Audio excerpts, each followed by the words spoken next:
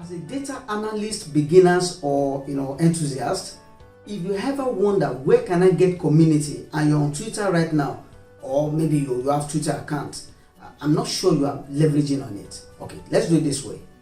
Do you know Twitter Spaces? That is an advantage.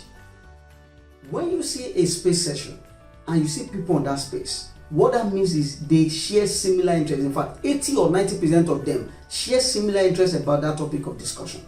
So you're going to see a lot of spaces about data analysis, data science, and the rest. That is a community, active community. Take it, make it worth it. Join that space session. Follow the people there, check their profile, follow them, ask questions if you have questions, participate, because that same community you are looking for is right there.